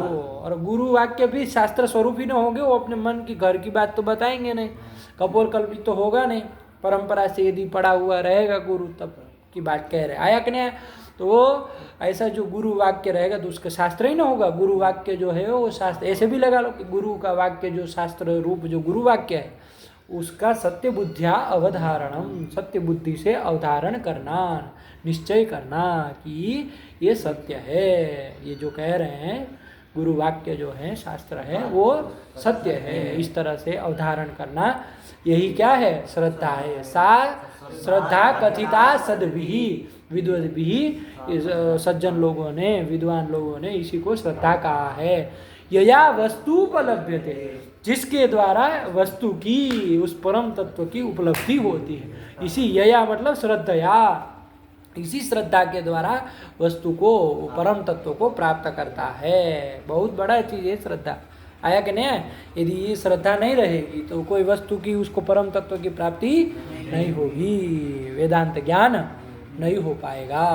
तो यया श्रद्धया वस्तु उपलभ्यते, सा श्रद्धा का, तो वाक्यस्य गुरु शास्त्रस्य गुरु वाक्यस्य सत्य बुद्ध्यावधारणा। लगा अन्वय कि नहीं लगा? यया वस्तु उपलभ्यते सा श्रद्धा कथिता, क्या कथिता? गुरु वाक्यस्य सत्य बुद्ध्यावधारणम। आया कि नहीं? इसी को इन्होंने सदानंद यति जी ने छोटे वाक्य में निकाल के रख दिया क्या निकाल दिया? गुरूपदिष्ट वेदांत वाक्येषु विश्वास श्रद्धा। इसी को श्रद्धा कहते हैं कि गुरुपदिष्ट जो वेदांत वाक्य है उसमें विश्वास, यही श्रद्धा है। लगा कि नहीं लगा? चलिए वही लिखा है, पढ़ो। श्रद्धा गुरूपदिष्ट वेदांत वाक्येषु विश्वास श्रद्धा। हो गया। समाधि षटक हुए कि नहीं हुए? अरे बाबा ये तीसरा आपका साधन था, है ना? साधनानी 4 बताया ना, साधन चतुष्टय, उसमें तीसरा साधन था समाधि षटक संपत्ति। तो ये समाधि 6 को बता दिए, इन 6 की संपत्ति होनी चाहिए। आया कि नहीं? वो 6 होने चाहिए। सम दम उपरति तितिक्षा समाधान और श्रद्धा, इससे युक्त होना चाहिए। तो ये समाधि षटक संपत्ति, ये तीसरा साधन। आया कि नहीं? और चौथा साधन क्या बताए थे? मुमुक्षुत्वम, यही ना बताए थे। साधन चतुष्टय के अंतर्गत चौथा साधन क्या था? मुमुक्षुत्वम। तो अब उसको बता रहे। मुमुक्षुत्वम क्या है भैया? मुमुक्षुत्वम मोक्षेच्छा। मुमुक्षुत्वम मोक्षेच्छा, मोक्ष विषयिणी जो इच्छा। आया कि नहीं आया? उसको कहते हैं मुमुक्षुत्वम। आया कि नहीं? उधर तत्वबोधिनी आदि ग्रंथों में लिख दिया मोक्षो में भूयात इति दृढ़ेच्छा, है ना? कि मेरा मोक्ष हो, ऐसी दृढ़ इच्छा, दृढ़ विशेषण दिया। खाली इच्छा कर लिया, ऐसे सामान्य इच्छा से नहीं चलेगा। दृढ़ इच्छा होनी चाहिए कि मोक्षो में भूयात, कि मेरा मोक्ष हो, ऐसी जो दृढ़ इच्छा है उसी को कहते हैं मुमुक्षुत्व। आया कि नहीं? वही इन्होंने लिख दिया मुमुक्षुत्वम मोक्षेच्छा, कि मोक्ष विषयिणी जो इच्छा है। लेकिन ध्यान रखिएगा, इच्छा कैसी बाबू? दृढ़ इच्छा होनी चाहिए। ऐसा नहीं कि चलो सांसारिक विषय चाहिए, पद वध चाहिए, मोक्ष भी हो जाए तो ठीक ही है, क्या है, हो जाएगा, बढ़िया है। तो ये इच्छा तो हुई मोक्ष विषय, लेकिन ये मुमुक्षुत्व ये नहीं है। आया कि नहीं? दृढ़ इच्छा होनी चाहिए। इच्छायाम दृढ़त्वम किम? इच्छा दृढ़, इच्छा मतलब क्या भैया? क्या होना चाहिए? तो अन्य इच्छा राहित्यम, अन्य किसी विषय की इच्छा नहीं हो, अन्य किसी पदार्थ की इच्छा न हो। अन्य इच्छा रहित जो मोक्ष विषयिणी इच्छा होगी उसी को मोक्ष की दृढ़ इच्छा कही जाएगी। समझा कि नहीं समझा? मान लीजिए कोई आदमी यहाँ खड़ा है कि नहीं? अब पूर्व में जाए कि पश्चिम में जाए, विचार कर रहा है। पूर्व में भी जाना पर दोनों जगह जा पाएगा? इच्छा तो दोनों की है कि नहीं? पूर्व में भी जाए पर तो दृढ़ इच्छा कहीं की नहीं हुई कि नहीं हुई?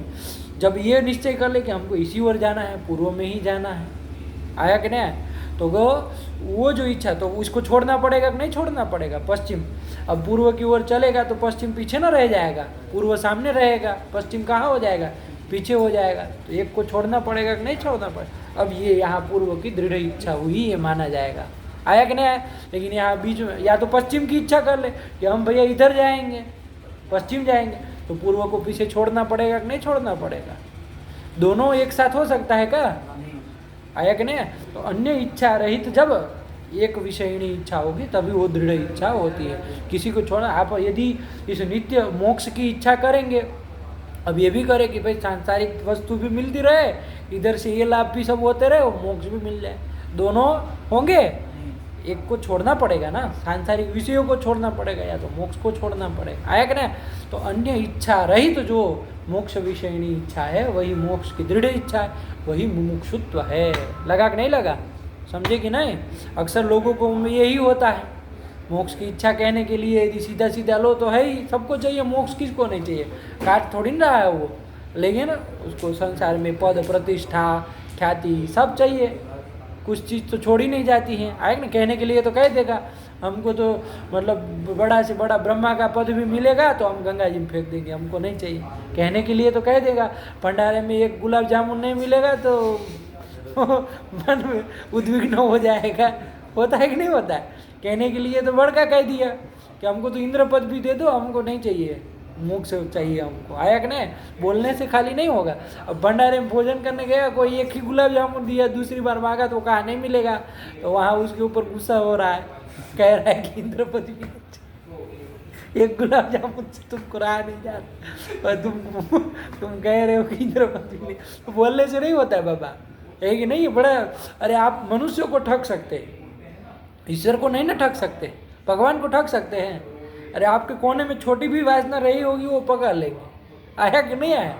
बहुत बार पहले तो यही होता है, अपने को तो पता है कि भाई हमको वो चीज़ चाहिए, लेकिन लोगों के सामने हम बड़का वो भक्त मालूम अपना स्वांग करते हैं, पाखंड करते हैं कि हम तो पैसे को छूते भी नहीं भैया, है कि नहीं, और फिर बाद में चिमटे से उठा रहे हैं आया कि नहीं आया तो उसको कह रहे डाल दो। ये थोड़ी ना, ये कहने की बात नहीं बाबू, बड़ा कठिन काम है कि नहीं। कह दिया कि हमको मोक्ष ही चाहिए, बाकी कुछ नहीं चाहिए, पैसा हम नहीं छुएंगे।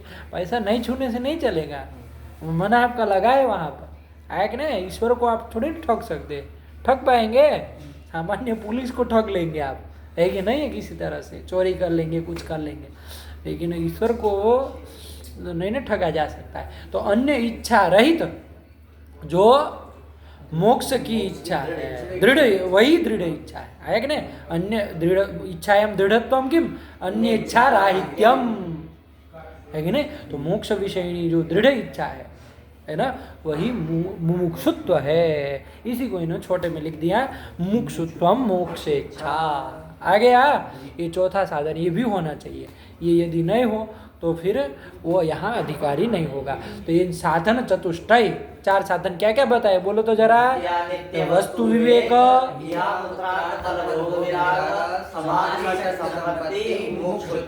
मुमुक्षुत्वम, आया कन्या। इन चारों साधनों से जो युक्त होगा, संपन्न होगा, ऐसा प्रमाता अधिकारी है। बनी बात। अब अधिकारी पूरा पूरा समझ में आया कि नहीं, कि कौन अधिकारी होता है। अब कोई विशेषण नहीं ना छूटा, सभी विशेषण खुल गए।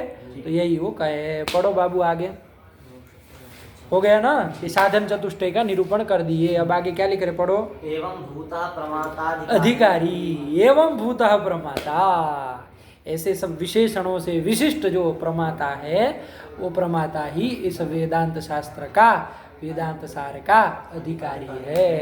एवं भूतः लगा ना, ये सकल विशेषण जो पीछे बताए, उन विशेषणों से विशिष्ट जो प्रमाता है वही अधिकारी। वही तो कह रहे, एवं भूतः प्रमाता अधिकारी। शांतोदांत इत्यादि। अब उसमें प्रमाण भी दे रहे हैं, प्रमाण भी दे रहे हैं, है ना, क्योंकि अब प्रामाणिक तो बात करेंगे नहीं, है ना। तो प्रमाण दिया, क्या दिया, शांतोदांत इत्यादि श्रुते है। ये श्रुति वाक्य है, पूरी श्रुति देख लीजिएगा बाबू, कहाँ की है, क्या है। शांतोदांत, कि सम वाला होना चाहिए, दम वाला होना चाहिए। सम वाला जो होगा उसी को ना शांत कहा जाएगा, वही इसका अधिकारी है। दांत जो हो वही इस वेदांत शास्त्र का दांत मतलब दम वाला। तो इस तरह से वो पूरी श्रुति है, तो वो इसमें प्रमाण हो जाएगी। आया कि नहीं आया? नहीं आया? क्या लिखी है, क्या लिखी है? शांतोदांत उपरतस्थितिक्षु समाहितो भूत्वात्मन्येवात्मानं पश्यति। हाँ, यही आत्मानं पश्यति, यही आत्मज्ञान करने के लिए अधिकारी है, यही आदमी देख सकता है। आया कि नहीं आया?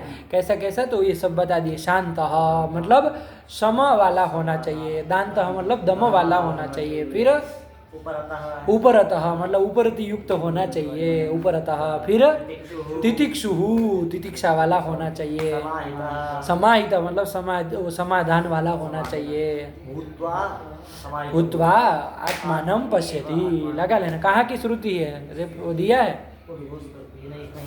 तो प्रमाण हो गया कि नहीं हो गया, कि इससे युक्त होगा तभी वो आत्मानं पश्यति, वेदांत ज्ञान, आत्मज्ञान करने का वो कर पाएगा। चलो, अधिकारी हो, प्रमाण मिल गया श्रुति का, बहुत बढ़िया। कहाँ की श्रुति नहीं लिखी है, चलो देख लेना। ये देखो, ये श्रुति वाक्य चाहे इसमें भी आ रहा है, चाहे हम भी बीच में कहीं बता देते हैं, तो ये आपको नोट करके रख लेना चाहिए। और खाली रख लेना नहीं है, जा करके जो भी उपनिषद की वहाँ की खोल के वो पूरी श्रुति एक बार देख लेनी चाहिए, उसका अर्थ समझ लेना चाहिए। होगा क्या, वहाँ का उपनिषद आपको पकड़ में आ जाएगा, नहीं आ जाएगा। ये सब यही वास्तुतः ग्रंथ पढ़ने का यही तरीका है बाबू, है कि नहीं, कि जो भी चीज़ आए तो उसको पूरा पूरा देखे। अब इन्होंने शांतोदांत लिखा, हम भी शांतोदांत जीवन भर बोलते रहेंगे तो ये ठीक नहीं है। कैसे वो लड़का देख के बोला, अब उतनी देखा, वो कहाँ की ये भी देख लो, वहाँ जाके वो पूरा मंत्र देख लो, क्या है। अब इतना, अब तो पहले के समय होता तो चलो कहाँ ढूंढने जाएंगे, अब तो इतना टेक्नोलॉजी हो गया, फटाक से निकाल के दे देगा, नहीं निकाल दे तो उस टेक्नोलॉजी का इसमें भी तो उपयोग कर सकते हैं, है कि नहीं। है तो श्रवण आदि के अनुकूल जो विषय है उसमें मन को लगाना है ना, वैसे लगाओ, यही ना श्रवण आदि के अनुकूल विषय हो जाएगा। चलो, आया ना, तो वही। तो चलो शांतो दांत इत्यादि श्रुते है, चलो प्रमाण दे दिए। उक्तम च, और भी आचार्य ने भी कहा है, क्या कहा है भैया, क्या है? प्रशांत चित्ताय जितेन्द्रियाय च प्रहीण दोषाय यथोक्तकारिणे वितायानुगताय सर्वदा प्रदेयमेतत् सततं मुमुक्षवे। ये कहा भी गया है, आचार्यों ने कहा भी है ना। क्या कहा है? प्रशांत चित्ताय, पे वहाँ से पकड़ लो, एतत् सततं मुमुक्षवे प्रदेयम। एतत् मतलब वेदांत शास्त्रम, सततम नित्यम निरंतरम, कस्मै प्रदेयम? मुमुक्षवे, मुमुक्षु को देना चाहिए। आया कि नहीं? किसको देना चाहिए? मुमुक्षु को देना चाहिए। तो वही अधिकारी है। निकल गया कि नहीं निकल गया इससे? ये आचार्य भी इस तरह से कहते। तो मुमुक्षवे तो कौन आ गया? मुमुक्षुत्व वाला आ गया। साधन चतुष्टय का जो चौथा साधन है वो होना चाहिए, तभी वो अधिकारी। निकल गया कि नहीं निकल गया? तो वही वो आचार्य का वचन भी दे रहे प्रमाण के। तो आया क्या अन्वय किए? मुमुक्षवे एतत् सततम प्रदेयम। और मुमुक्षु कैसा होना चाहिए? तो बहुत सारे विशेषण उसमें दिए। आया ना? सबसे पहले दिया प्रशांत चित्ताय, प्रशांतम चित्तम यस्य, जिसका चित्त प्रशांत हो गया हो, मतलब सम वाला हो। आया कि नहीं? शांत हो, व्यग्र न हो, तो ऐसा जो मुमुक्षु होगा उसको देना चाहिए। चलो फिर कैसा होना चाहिए? जितेंद्रिया जित्यम जितानी इंद्रियाणी ये न, जिसने अपनी इंद्रियों को जीत लिया है, मतलब वो दम ना आया, अरे बाह्य विषयों से बाह्य इंद्रियों को निकाल लिया है, तो वही जितेंद्रियों को देना चाहिए। आया कि नहीं आया? तो वो अधिक है। चलो फिर प्रहीण दोषाय, सभी दोषों का जिसने नाश कर लिया हो, प्रहीण नाश कर, प्रहीणा दोषा ये न, अरे जिसने अपने दोषों को क्या कर दिया? नष्ट कर दिया। नित्य नित्य नित्य आदि कर्मों को करके सकल कल्मशों का जिसने नाश कर दिया हो, प्रहीण दोषाय। फिर यथोक्त कारिणे, यथा उक्त मतलब गुरु ने जैसा कहा वैसा कारिणे करने वाला हो। गुरु के उपदिष्ट में विश्वास होगा तभी ना करेगा, तो वैसा श्रद्धा वाला हो। आया कि नहीं? यथोक्त कारिणे मतलब गुरु ने जैसा कहा वैसा करता, मनमानी न हो। गुरु जी ने कुछ कहा होगा, गुरु जी तो कहे हैं हम इस तरह से करेंगे, गुरु जी भले इस रास्ते से चलने के लिए कहे हो, हम इस तरह रास्ते से, गुरु जी कहे कि इसको ढूंढ के जाके श्रुति वाक्यों को देखो समझो, तो हमको क्या देखने की जरूरत है, शांत ऐसे नहीं। यथोक्त कारण, जैसा कहा गया है वैसा करने वाला होना चाहिए, है ना। तो चलो भाई, फिर गुणान्विताय, गुणों से अन्वित, सद्गुणों से क्या होना चाहिए? अन्वित युक्त होना चाहिए। और अनुगताय, अनुगत होना चाहिए, है ना। सर्वदा अनुगताय, इधर लगा दो सर्वदा को, कि सर्वदा अनुगत होना चाहिए, मतलब बातों को मानने वाला। सर्वदा एक बार मान ली फिर दूसरे दिन नहीं माने, ऐसे नहीं चलेगा, अनुगत होना चाहिए, है ना। शास्त्र जो कह रहा है तो उसको मानना चाहिए, गुरु का अनुगत होना चाहिए, शास्त्र का अनुगत होना चाहिए, है ना। सर्वदा प्रदेयम एतत् सतम, ऐसा जो मुमुक्षु है उसको एतत् शास्त्रम प्रदेयम, उसको इस शास्त्र को देना चाहिए। तो ऐसा आचार्य ने भी उक्तम च, आया कि नहीं आया? कहाँ का श्लोक है लिखा है देखो तो टीका टिप्पणी में, इसी का है क्या? विवेक चूड़ामणि का ही है, कहाँ का है जरा देख लेना, है ना, कहाँ का है, कौन किया है। ये सब ग्रंथ जो भी आते हैं ना तो उनके ग्रंथकार के नाम ये सब, उपदेश शास्त्री, बहुत सुंदर उपदेश शास्त्री का श्लोक है, बहुत सुंदर। तो इनके ग्रंथकर्ता सबको देख लेना चाहिए, है ना, कि कौन है उपदेश शास्त्री के कर्ता, देख लो, है ना। जो भी ग्रंथ, विवेक चूड़ामणि के भी बहुत सारे श्लोक लिखा है, तो देख लो कि कौन करता है, कौन वो ग्रंथ है, कैसे किस तरह से लिखा गया है, उस ग्रंथ का हल्का फुल्का परिचय रख लो, पढ़ेंगे। इसके बाद जितना बाबा विश्वनाथ की कृपा रहेगी आगे आगे पढ़ेंगे ग्रंथों को। आया कि नहीं आया? चलिए। और श्रुति वाक्य आता है तो वहाँ तो कहाँ कौन से उपनिषद की है, क्या है वो पूरी, उसका अर्थ क्या है, इस तरह से देख लिया करो तो खुलता चला जाएगा ना, बढ़िया से खुलेगा। चलिए, तो यही कह दिया। चलो आगे आना, पढ़ लो, उक्तम च से पढ़ लो। उक्तम च प्रशांत चित्ताय जितेन्द्रियाय च प्रहीण दोषाय यथोक्तकारिणे गुणान्विताय अनुगताय सर्वदा प्रदेयमेतत् सततं मुमुक्षवे इति, ऐसा कहा गया है। चलो, तो ये अब यहाँ तक के ग्रंथ के द्वारा अधिकारी का पता चल गया कि इस वेदांत सार का, वेदांत शास्त्र का अधिकारी कौन है। आ गया कि नहीं? अब पूरा पूरा सांगो पांग आ गया। वस्तुतः अधिकारी का तो जो उतना वहाँ तक प्रमाता तक ही ग्रंथ था, लेकिन उसमें बहुत सारे शब्द ऐसे आए थे पारिभाषिक जिसको हम लोग नहीं जान रहे थे, तो उसको इन्होंने बहुत व्यवस्थित क्रम से सदानंद यति जी ने कृपा करके लिख करके छोटे छोटे में आया कि नहीं, कितने छोटे से एक एक छोटी छोटी पंक्ति में बड़े बड़े पदार्थों को स्पष्ट कर दिया। तो ये काम उन्होंने किया। आया कि नहीं? मुख्य रूप से तो अधिकार के लिए वही था। क्या था? अधिकारी तू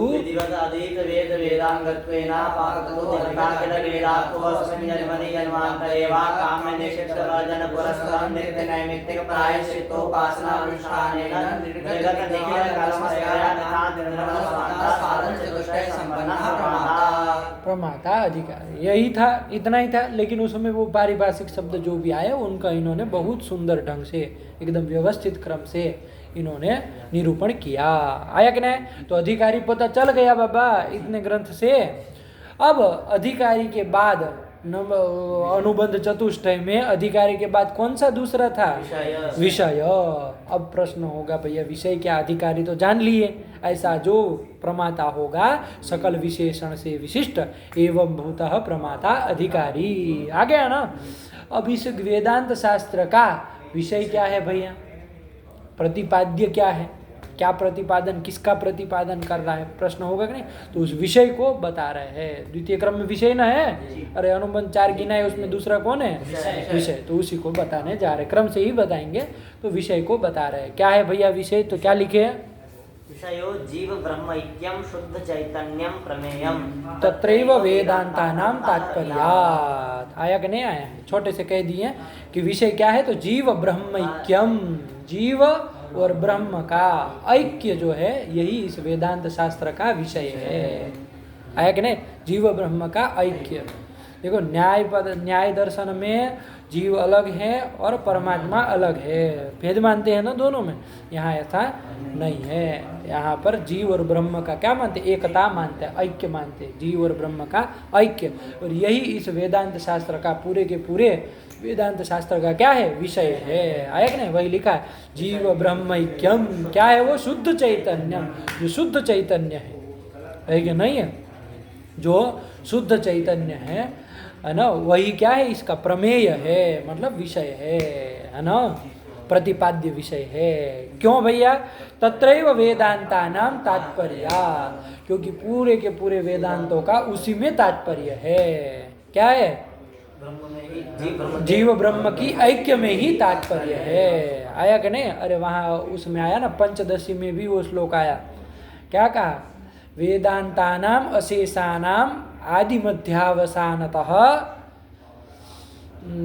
लिख लो, श्लोक लिख लो। क्या है? वेदांतानां अशेषाणां आदि मध्यावसानतः ब्रह्मात्मनि एव तात्पर्यम्। वेदांतानां अशेषाणां आदि मध्यावसानतः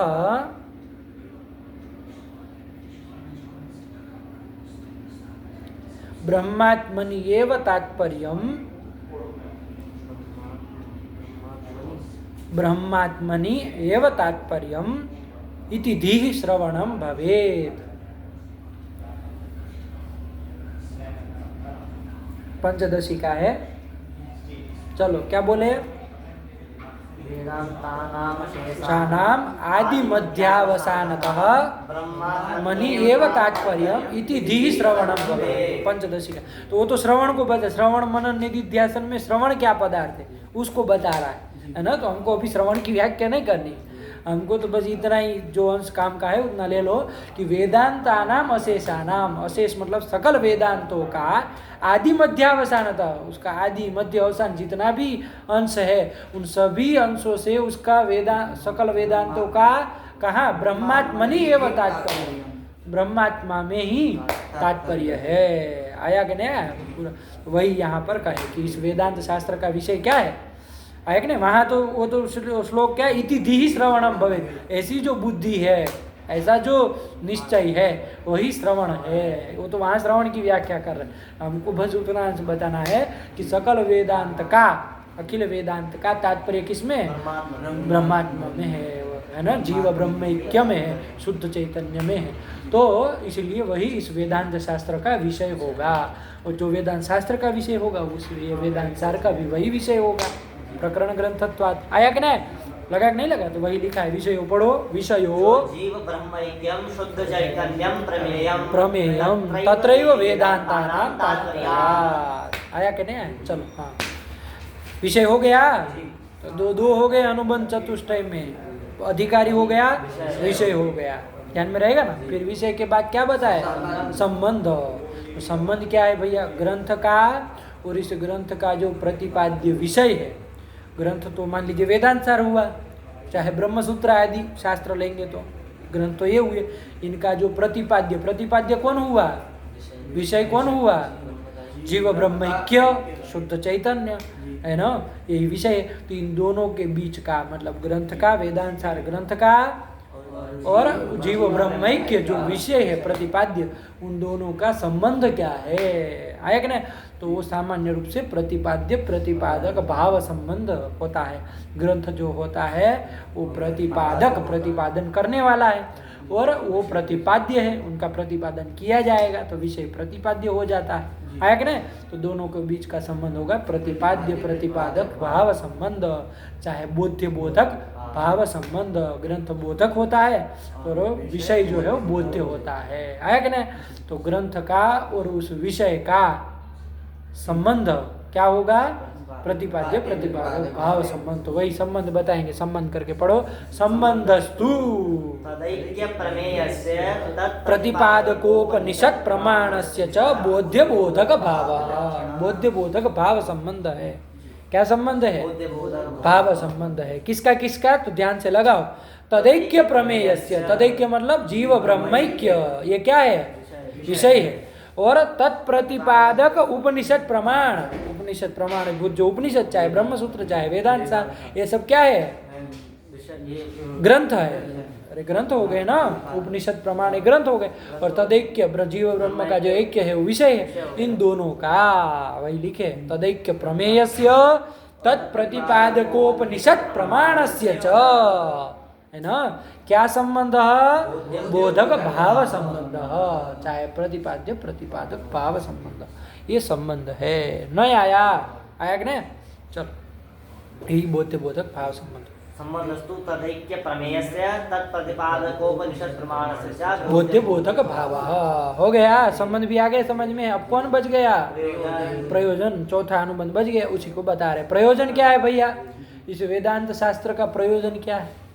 पढ़ने से होगा क्या, क्या लाभ होगा? वेदांत शास्त्र वेदांत सार, इनको पढ़ने से क्या प्रयोजन क्या है? इसका बहुत मुख्य प्रश्न है। तो प्रयोजन बताए। प्रयोजनम तु तदैक्य प्रमेय गता ज्ञान निवृत्ति स्वस्वरूपानंदावाप्तिश्च, बस, है ना, यही प्रयोजन है। क्या बताया? पहला प्रयोजन क्या बताया? तदैक्य प्रमेयगत अज्ञान निवृत्ति। ये जीव ब्रह्म का जो ऐक्य है ना, ये प्रमेय है, लेकिन उसमें सब लोगों को तद विषय क्या है? अज्ञान है। नहीं ना एकता समझते, सब लोग भिन्न भिन्न समझते हैं। एकता को, एकता का ज्ञान नहीं है। तो वही कह रहे, तदैक्य प्रमेयगत अज्ञान, उसकी निवृत्ति करनी है ना। जीव ब्रह्मैक्य ये तो विषय, तदगत जो अज्ञान है उसका ज्ञान नहीं ना है, किसी अज्ञान है, तो वो जो अज्ञान है उस अज्ञान की क्या करनी है बाबू? निवृत्ति कराना। अरे जब ज्ञान हो जाएगा तो अज्ञान की निवृत्ति हो। जब वेदांत सार पढ़ेगा तब उसको क्या हो जाएगा? जीव ब्रह्मैक्य का ज्ञान होगा कि नहीं होगा? तो उस ज्ञान से क्या हुआ? वेदांत ज्ञान से क्या हुआ? अज्ञान की निवृत्ति हो जाएगी। तो वही कह रहे, अज्ञान निवृत्ति ही प्रयोजनम। लगा कि नहीं लगा? यही ना कहना मुख्य रूप से, अज्ञान निवृत्ति ही प्रयोजनम। अब कैसा अज्ञान है? तो कैसा अज्ञान है? किंगत अज्ञान है। घट का अज्ञान है क्या? पट का अज्ञान है क्या? तो क्या बोले? अरे अपने मन से कहाँ बोलना, वो लिखे है ना, उसको बोलो। ले हाँ, अरे क्या बोले? अज्ञान निवृत्ति ही प्रयोजन, अज्ञान की निवृत्ति यही प्रयोजन है। तो लेकिन अज्ञान किम विषय का अज्ञान है, किसका अज्ञान है? तदैक्य प्रमेय गत जो अज्ञान उसकी निवृत्ति। तदैक्य किसका ऐक्य? जीव ब्रह्मैक्य, जीव और ब्रह्म का जो ऐक्य है, तदगत जो अज्ञान है उस अज्ञान की निवृत्ति करना ही इस वेदांत शास्त्र का प्रयोजन है। आया कि नहीं आया? और क्या प्रयोजन है? दूसरा भी प्रयोजन बताया। क्या बताया? ये भी दिया बाबू। खाली अज्ञान की निवृत्ति हो जाना यही प्रयोजन नहीं है। जैसे नैयायिक लोग हैं, वो किसको मानते हैं? मोक्ष किसको मानते हैं? एक विंशति दुख ध्वंसो मोक्ष। उनके यहाँ नैयायिकों के यहाँ मोक्ष का स्वरूप क्या है कि 21 प्रकार के, 21 प्रकार के जो दुख है उनका ध्वंस हो जाना, नाश हो जाना, यही क्या है? मोक्ष है। दुख ध्वंस मोक्ष। नैयायिक लोग कहते कि नहीं कहते? 21 दुखानाम आत्यंतिक ध्वंस है ना, इनका आत्यंतिक ध्वंस हो जाना ही मोक्ष है। ठीक हुआ, ये मानते।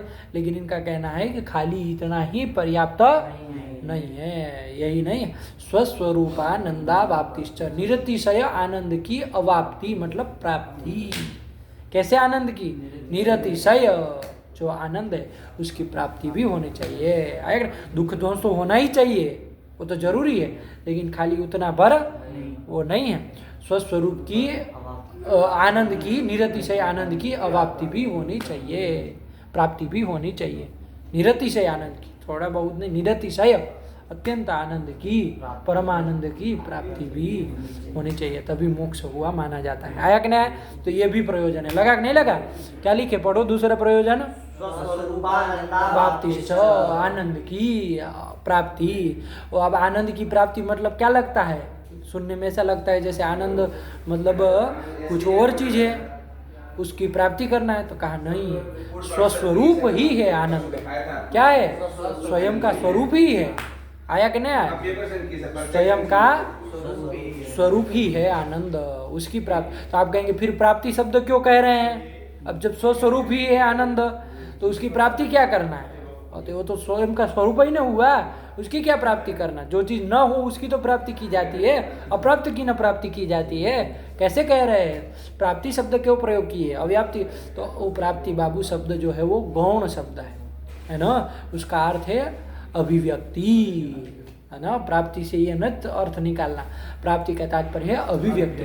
स्वस्वरूप जो आनंद है, निरतिशय आनंद है, परमानंद है, जो स्वयं का ही स्वरूप, उसकी अभिव्यक्ति बस, जो कि अभिव्यक्ति नहीं है, अभी अभिव्यक्ति होगा, है तो वो अपना ही स्वरूप, लेकिन अभिव्यक्त हो जाएगा। आया कि नहीं?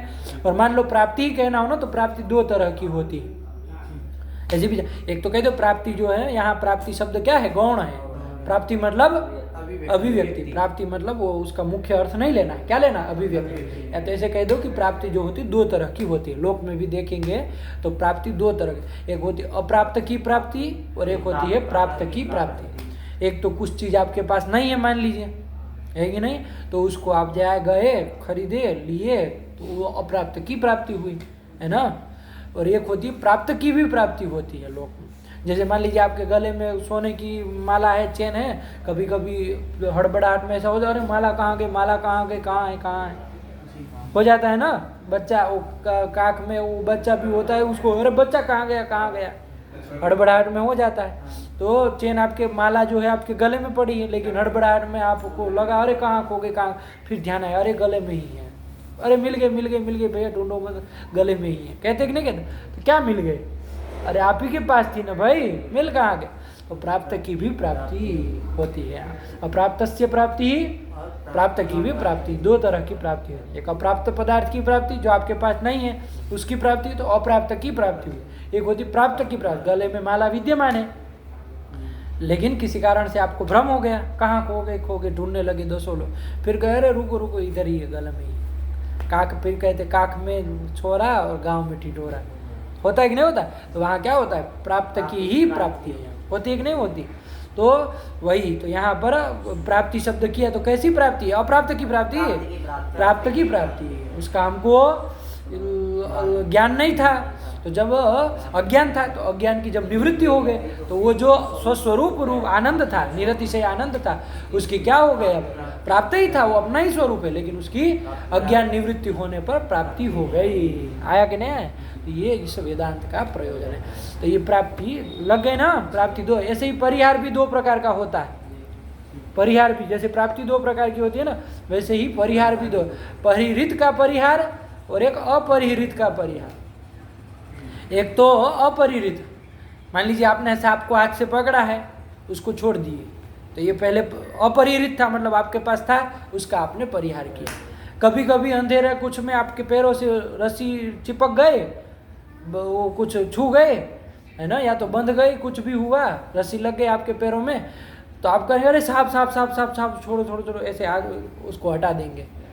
तो सांप तो वहाँ पहले से है ही नहीं ना भैया, सांप कहाँ आपको चिपका है? चिपका है तो सांप तो परिहृत ही है ना, पहले से दूर ही है ही नहीं वहाँ पर, बस आपको भ्रम हो गया, है ना। तो वो सांप जो पहले से परिहृत है उसका परिहार हुआ तो सही वहाँ पर, लेकिन परिहृत का ही परिहार हुआ कि नहीं हुआ। और कभी कभी तो अपरिहृत, मतलब पकड़ के रखा था, है ना, तो अपरिहृत था, मतलब था आपके पास, लेकिन उसका परिहार छोड़ दिया तो उसका परिहार हो गया। तो परिहार भी इस तरह से दो प्रकार का होता है। तो चलो, उसका तो अभी प्रकृत में कोई वो नहीं है, समझा दिए प्राप्ति के कारण, लेकिन प्राप्ति समझ में आ गई ना, तो यही इसका प्रयोजन है। पढ़ो बाबू, प्रयोजन बहुत हो गया। प्रयोजन तु तदैक्य प्रमेयगत अज्ञान निवृत्ति ही प्रथम, ठीक है ना, कि वो प्रमेयगत जो अज्ञान है उसकी निवृत्ति, और स्वस्वरूपानंदा अवाप्तिश्च, स्वस्वरूप जो निरतिशय आनंद है उसकी अवाप्ति, मतलब प्राप्ति, चाहे अभिव्यक्ति, कुछ आ गया। चलो क्या कहे आगे, तरति शोकम आत्मविद इत्यादि श्रुते। अब इसमें प्रमाण भी दे रहे हैं। तरति शोकम आत्मविद, आत्मविद आत्मा को जानने वाला, आत्मज्ञान वाला, शोकम तरति, शोक को, शोक यानी संसार, अज्ञानम तरति, अज्ञान से पार हो जाता है। तो किसमें प्रमाण दिए? अज्ञान निवृत्ति ही, कि ज्ञान होने से क्या होगी? अज्ञान की निवृत्ति होगी। कहे थे ना प्रयोजन, तो उस प्रयोजन में प्रमाण दिए। क्या श्रुति वाक्य दिए? आत्मविद इत्यादि श्रुते है। कहाँ की है ये श्रुति? लिखे है कहीं?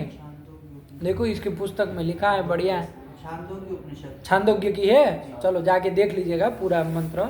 तो तरति शोकम आत्मविद। फिर दूसरा क्या दे रहे हैं? भवति इत्यादि श्रुतेश्च, ब्रह्मविद, ब्रह्म को जानने वाला ब्रह्म स्वरूप ही हो जाता है। तो दूसरे में हो जाएगा ना, आनंद स्वरूप ही, स्वस्वरूप आनंदा वाप्तिश्च, कि ब्रह्म को जानने वाला ब्रह्म हो जाता है। तो ये भी श्रुति उसमें प्रमाण हो जाए। ये कहाँ है की श्रुति है? मुंडकोपनिषद। चलो तो ये है, देख लीजिएगा। तो ये प्रमाण भी दे दिए। हो गया अनुबंध चतुष्टय की नहीं हुआ? ये है अनुबंध चतुष्टय, ठीक है। चलो अच्छे से बिठाइए, बढ़िया से, कुछ आ जाएगा ना। चलिए रखा जाए, फिर आगे चलते हैं अगले पाठ में। भगवत्यै नमः, पराम्बिकायै नमः। अस्तु।